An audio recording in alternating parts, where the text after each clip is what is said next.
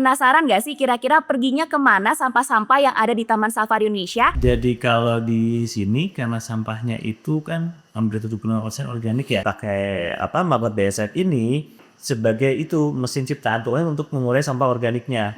Sekarang gimana sih yang non-organik nih?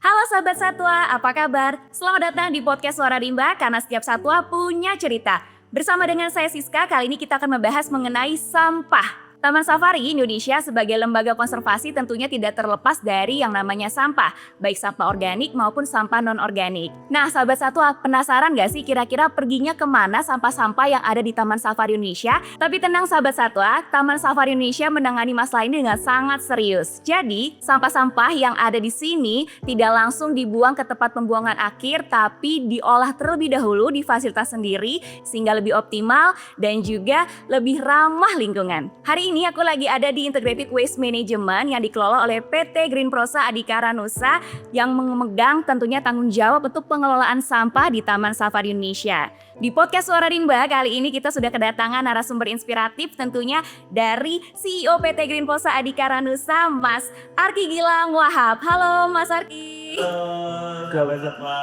Apa kabar Mas Arki? Selalu luar biasa. Selalu luar biasa, jawaban-jawaban orang sukses ya. Oke, aku penasaran nih Mas Arki sendiri selaku CEO dari PT Green Prosa ini dan juga di Integrated Waste Management dalam kawasan Taman Safari Indonesia ini berperannya sebagai apa sih? Tugasnya sebagai apa sih? Oke Mbak ya, kalau di Green Prosa sendiri sebagai CEO memang sekaligus sebagai founder. Saya sendiri yang dan beberapa rekan sebagai pendiri di PT Green Prosa Adhikara Nusa ini gitu. Jadi overall ya tugas saya bagaimana caranya jadi leader, leading teman-teman tetap bisa menjaga bagaimana kita mengolah sampah ini, menjaga visi kita, menjaga misi kita, mengkonservasi dan jangan sampai merusak hubungan. Itu tugas saya untuk menjaga teman-teman jangan misfokus gitu. Oke, jadi tugasnya sebagai kapten ya. Wis mantap, siap kapten. Nah, Mas Arki tadi kan kita udah bicara pengelolaan sampah nih. Nah, aku sekarang pengen tanya sebenarnya kalau di Taman Safari Indonesia itu nih lebih banyak sampah organik atau non organik sih? Dan gimana cara mengolahnya nih? Ya, jadi gini Mbak, jadi di sini itu sampah itu hampir 75% itu organik loh. Dan 50% lebih itu food waste. Sampah makanan ya, sampah makanan yang kita olah di IWF. Sampah makanan ini dulu kita beriset banyak metode ini, tapi sekarang kita pakai metode bukan dengan mesin atau apa segala macam, memang pakai mesin ciptaan Tuhan nih. Kita pakai itu pakai lalat Mbak. Oh, pakai lalat. Pakai lalat di fase lakanya dia fase makhluknya dia gitu untuk mengurai sampah organiknya. Nah itu nama kerennya tuh ya, nama panggungnya ya. Panggungnya itu lalat black soldier fly. Black soldier fly, bahasa Indonesianya apa nih Mas? Lalat tentara hitam. Lalat tentara hitam nih sahabat satwa. Nah gitu. Nah dalam fase hidupnya ini ketika dia di fase makhluk ini, nah dia itu bisa mengurai sampah lebih dari 10 kali lipat berat badannya. Satu itu. Yang kedua dia tidak membawa penyakit, nggak carry disease. Oh, tapi dia tidak membawa penyakit, tapi dia membawa kebahagiaan ya. Gitu. Terus? Yang ketiga, dia itu malah bisa mengeliminasi bau. Oh. Karena kan bau itu timbulnya dari bakteri ya. Iya. Bakteri teroksidasi ke makanan, sisa makan ke yang lain, jadinya bau tuh timbulnya. Nah, si maggot DSF ini, dia itu ada antimikrobanya, antimikrobial peptide namanya. Antimikroba jadi mengeliminasi bakteri-bakteri buruk. Oh iya, jadi ini ada bakteri baik dengan maggot BSF ini, dia bisa mengurai sampah ini. Oke Mas Arki, berarti kalau misalnya tadi lalat tentara hitam atau black soldier fly juga dibudidayakan di IWM juga nggak sih Mas? Ya, jadi kalau di sini karena sampahnya itu kan hampir 75% organik ya. Mas Siska ya. Jadi di sini pasti kita membudidayakan di sini sebagai itu mesin ciptaan Tuhan untuk mengurai sampah organiknya gitu, karena dia memang mampu untuk bisa mengurai sampah organiknya secara efektif dan efisien. Nah kalau dipakai maggot BASF ini itu 1 kali 24 jam, bahkan ketika sampah sisa makanan ini kita kasihkan ke maggot BASF ini dalam waktu 2 jam itu udah baunya udah terurai itu, tereliminasi dalam 24 jam dia udah mulai terurai, itu cepet banget prosesnya gitu. Aku pengen tanya nih Mas, penasaran juga sama ada fakta menarik bahwa Taman Safari Indonesia ini telah berhasil mengelola 95% sampahnya sendiri berkat IWM atau Integrated Waste Management. Kira-kira selain dari efisiensi dari maggot BASF tadi, ada peran para orang lain deh sih? Pasti, jadi kita sebut integrated itu karena semua manajemen di sini juga berkolaborasi dengan kami. Satu itu, yang kedua jangan dilupain bahwa di balik ini semua ada teman-teman pengelola di sini yang kita sebut sebagai Recycle Hero. Wow, Recycle Hero. Ya, nah teman-teman Recycle Hero di sini, mostly mereka tugasnya adalah dari mulai memilah sampahnya, ada yang membudidayakan di SF-nya, ada yang ada yang memanage macam-macam nih. Intinya mereka itu teman-teman yang memang punya passion, punya keinginan untuk bumi kita bersih. Makanya start from Taman Safari gitu kan. Start from Taman Safari yang punya keinginan besar untuk benar-benar mengkonservasi wilayahnya dan bertanggung jawab terhadap alam. Nah, sekarang Mas, kita masuk ke segmen ya. Sahabat Satwa bertanya, Safari menjawab.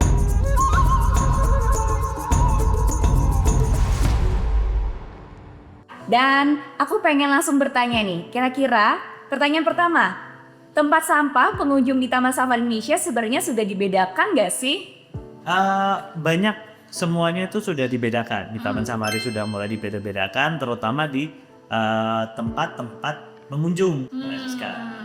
Oke, lanjut ke pertanyaan berikutnya nih Mas. Bagaimana pengelolaan sampah non-organik di Taman Safari Indonesia? Karena kan tadi kita bahasnya mengenai organik, sekarang gimana sih yang non-organik nih? Ya.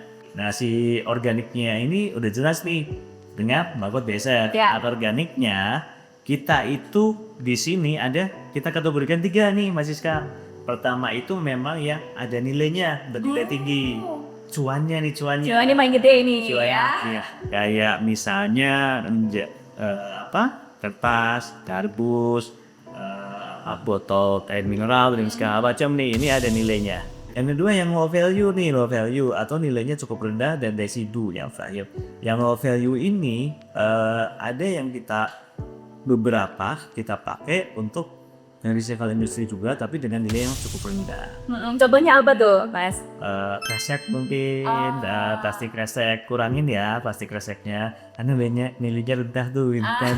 Jadi adalah terus yang ketiga adalah residu ya. Residu itu mungkin teman-teman tahu kayak multilayer plastik, sebutan kerennya. Multilayer plastik ini kayak bungkus snack ya. Ya ada jumlah gambarnya. Bungkus ciki gitu ya. Ada kayak metalnya di dalam. Itu kan multilayer, jadi ada beberapa lapisan plastik. Itu betul-betul seperti residu di sini ini. Nah, di situ kita pakai untuk apa? Untuk namanya RDF. Itu RDF ini untuk apa sih? Untuk bahan bakar pengganti batu bara. Jadi bisa disebut renewable energy juga. Jadi waste to energy juga ada gitu. Karena Safari juga punya komitmen jangan sampai posisinya kita mencoba untuk betul-betul mengkonservasi wilayah Safari biar pengunjung dan semua pihak yang terkait dengan Safari ini itu tidak perlu worry lagi. Dan sahabat Satwa mau tanya, sampah gua kemana nih, sampah saya kemana nih? Nah itu alurnya jelas nih, dari A, B, C, D sampai ke hilirnya di mana. Berarti secara keseluruhan jelas ya sahabat Satwa, mulai dari hulu ke hilirnya. Iya. Dimanfaatkan dan tentunya tadi menjadi nutrisi, kemudian juga untuk renewable energy ya. Oke, tapi BSF sendiri bisa ditemukan di Indonesia nggak sih? Secara nama dia kan bule-bule gitu. Kalau di Indonesia di hutan kita banyak sih Mbak Siska, utama di Kalimantan, di hutan-hutan tropis yang masih ini ya, di kebun-kebun sawit pun banyak di Indonesia gitu. Jadi kalau namanya bule karena katanya ketemunya di Amerika tuh. Kalau di Indonesia mungkin pale kali ya, beda. Jadi punggungnya bukan jadi black shoulder fly gitu, tapi jadi apa ya tentara langsung gitu kan, atau punggawa kerajaan nanti awal. Keren banget ya. Penasaran lagi nih Mas, kira-kira sampah yang paling banyak dihasilkan oleh satwa di Taman Safari Indonesia? Satwa jelas dari kotorannya, kotoran satwa. Kotoran satwa. Nah, kotoran satwa itu suatu hari itu bisa 5 truk nih. Kotoran satwa bisa 5 truk. Terus sisa makannya, sisa pakan satwa ya, rumput-rumput itu gitu. Rumput-rumput itu juga menjadi sumber sampah dari satwa yang paling banyak. Nah, kenapa Taman Safari itu sayang banget nih sama satwanya? Dia nggak mau kasih makanannya, rumputnya itu yang udah layu, harus fresh gitu. Bener-bener sayang banget, secinta itu gitu. Jadi harus memang selesai satu hari ya diolah, harus sisa makanannya, nggak dimakanin lagi besoknya gitu. Nah, sahabat satwa, gak terasa nih ya kita udah ada di penghujung. Nah, aku pengen tanya nih kira-kira pesan dan kesan dari Mas Arki sendiri buat sahabat satwa yang nonton seperti apa nih? Pesan buat sahabat satwa. Yang pertama, sahabat satwa itu tidak perlu khawatir. Taman Safari Indonesia itu betul-betul mengelola dan mengkonservasi lingkungannya. Sampahnya dikelola dari hulu sampai hilir, sampai dengan kemana saja sampahnya. Ini jelas, clear semua. Satu itu. Yang kedua, tolong dong, yang paling bikin kita pusing tuh adalah sampah dari parkiran nih gitu, pengunjung gitu. Kalau bisa usahakan mulai deh bantu kita untuk memilahnya dan membuang ke tempat sampah yang sudah disediakan itu. Oke sahabat satwa semua, harus diingat ya poin-poin dan harapan yang tadi sudah disampaikan oleh Mas Arki buat sahabat satwa semua yang ada di rumah, bahwa kita semua bisa menjadi recycle hero tentunya. Terima kasih Mas Arki untuk waktunya dan juga insight menarik yang sudah dibagikan ke sahabat satwa. Sukses dan sehat selalu tentunya untuk Mas Arki dan teman-teman dari Recycle Hero yang ada ya. Terima kasih untuk sahabat satwa yang sudah menyaksikan podcast Suara Rimba episode 4 kali ini. Sampai jumpa di episode berikutnya di podcast Suara Rimba, karena setiap satwa punya cerita. Salam lestari, lestari.